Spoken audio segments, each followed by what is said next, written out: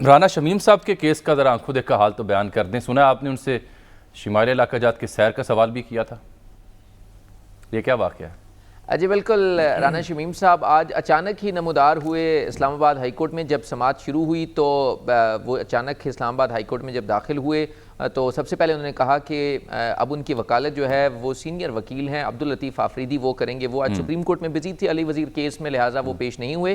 جب سماعت شروع ہوئی تو چیف جسٹس اطہر من اللہ نے استفسار کیا کہ رانا شمیم صاحب آپ روسٹم پر آ جائیں اور آپ کا یہ بیان حلفی سامنے آیا ہے جس کو رپورٹ کیا دی نیوز نے، کیا آپ یہ اس کے کانٹیکٹ. سب سے پہلے انہوں نے سوال کیا کہ آپ نے جواب اب تک کیوں جمع نہیں کرایا، تو انہوں نے کہا اس کا جواب میرے وکیل صاحب دیں گے.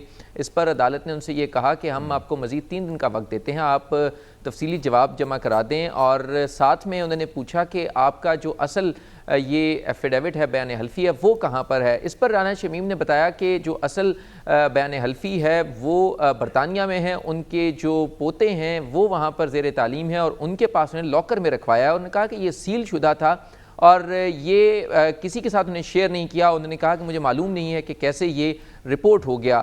اس موقع پر چیف جسٹس اطہر من اللہ نے کہا کہ کیا آپ اس کے کانٹینٹس کو دیکھا ہے آپ نے کہ آپ نے یہ بیان حلفی جو ہے وہ جو اخبار میں شائع ہوئی ہے خبر، اس پر انہوں نے کہا کہ میں ابھی اس پوزیشن میں نہیں ہوں کہ اس کی تصدیق کر سکوں کہ جو میرا بیان حلفی ہے وہی پبلش ہوا. اس پر عدالت نے اور اٹارنی جنرل نے بالخصوص حیرت کا اظہار کیا اور یہ کہا کہ کیسے یہ 20 دن پہلے دیا گیا جو بیان حلفی ہے اس کے کانٹینٹس کی تصدیق نہیں کر رہے اور 3 سال پرانے واقعے کو جو ہے وہ کنفرم کر رہے ہیں اپنے اس بیان حلفی میں.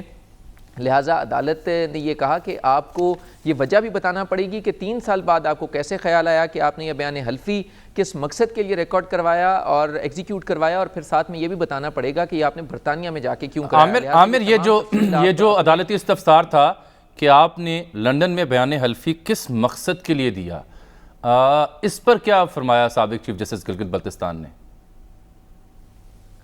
جی بہت کیلکولیٹڈ بات کر رہے تھے رانا شمیم صاحب، وہ بہت زیادہ تفصیل میں نہیں جا رہے تھے اور اس بات کا بھی انہوں نے کہا کہ میں اپنے تحریری جواب میں اس کی تفصیل بتاؤں گا. اور عدالت نے انہیں کہا کہ انہوں نے کہا کہ مجھے 12 دسمبر تک کا وقت دے دیں. میرے فیملی میں تو ڈیتھس ہوئی ہیں، ان کے چہلم ہیں 5 اور 12 کو، اس کے بعد کی ڈیٹ دیں. عدالت نے کہا کہ ہم اتنے لمبے عرصے کے لیے اس سماعت کو ملتوی نہیں کر سکتے. آپ نے یہ کوئی معمولی بات نہیں ہے، بہت سیریس معاملہ ہے اور آپ نے یہ جو بات کی ہے یہ پوری عدلیہ کے اوپر جو ہے وہ اس کا اعتماد ختم کرنے کی کوشش کی گئی ہے اور یہ کوئی آسان سی بات نہیں ہے کیونکہ آپ نے اس میں جو الزامات عائد کیے ہیں وہ بہت سیریس نوعیت کے ہیں اور اس میں نہ صرف عدلیہ بلکہ جو آنریبل ججز ہیں ان کی جو ہے وہ عوام کا جو ان کے اوپر اعتماد ہے اس کو ختم کرنے کی ایک کوشش کی گئی ہے. لہٰذا چیف جسٹس اطہر من اللہ بار بار یہ کہہ رہے تھے کہ یہ کسی جج کی یا میری توہین نہیں ہے بلکہ یہ عوام کا جو اعتماد ہے عدلیہ کے اوپر وہ ختم کرنے کی کوشش ہے. انہوں نے کہا کہ ججز کی کوئی توہین نہیں ہوتی بلکہ جو اس میں عوام کا اعتماد ختم کر کے ادارے کے اوپر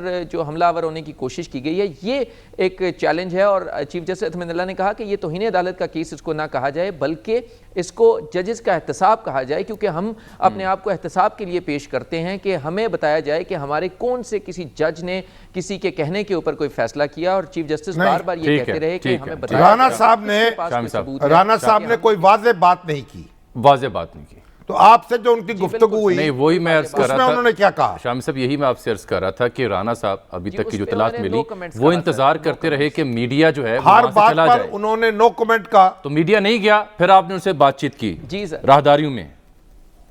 جی بالکل سر، پھر ہم انہیں ساتھ لے کر انہیں گاڑی تک ہم نے پہنچایا اور پھر ہم ان سے سوال تو کرتے ہی رہے لیکن انہوں نے کسی بات کا جواب نہیں دیا اور آخر میں شکریہ کہہ کر وہ گاڑی میں بیٹھ. تو رانا صاحب کے فرزند ارجمند جو ہیں وہ نظر نہیں آئے؟ جی فرزند وہاں پر ہی موجود تھے، وہ آج چاہتے تھے کہ میڈیا ان سے بات کرے لیکن کیونکہ آج رانا صاحب خود آ چکے تھے تو لہٰذا ان کے فرزند کو بہت زیادہ پذیرائی نہیں ملی میڈیا کیمروں کی کیونکہ رانا صاحب فوکس تھے آج. تو رانا صاحب کا ہی ہم نے تقریباً 1.5 گھنٹہ انتظار شامی صاحب دیکھیے نا کہ وہ جو فرزند ارجمند ہیں وہ بیتاب ہیں میڈیا پہ آنے کے لیے لیکن جو والد گرامی ہیں وہ نو کمنٹس کر رہے ہیں. اب ظاہر ہے کہ ان کو اگلی پیشی پر ایک مفصل بیان دینا پڑے گا. ہاں وہ کہتے ہیں کہ عامر بہت شکریہ، میں نے یہ بیان وہاں لاکر میں رکھوایا ہوا تھا لندن میں اور مجھے نہیں پتا کیسے وہ لیک ہوا. تو وہ کس مقصد کے لیے رکھوایا تھا یہ نہیں پتا، کس نے وہاں سے اڑا لیا، وہ لاکر وہاں کیسے بریک ہو گیا اور یہ ساری چیزیں. یعنی برطانوی لاکرز بھی اب محفوظ نہیں ہیں. اب دیکھیں ان کو بتانا پڑے گا اگر یہ بات درست ہے. اور پھر اس میں کیا بات ایسی ہے جو اس میں نہیں ہے ان کے بیان میں اور وہ چھپ گئی ہے، تو یہ ساری تفصیلات ان کو بتانی پڑے گی، اس کی تحقیق ہونی چاہیے، معاملے کو ہوا میں نہیں چھوڑنا چاہیے، اور ہمارے جو چیف جسٹس ہے اطہر من اللہ صاحب، وہ ان میں بڑی صلاحیت ہے اور وہ اس کو تہ تک پہنچ سکتے ہیں اور استفسار کر رہے ہیں اس معاملے پہ، وہ کس مقصد کے لیے دیا گیا تھا بیان حال۔ یہ معاملہ ایک سنگین نوعیت کا ہے،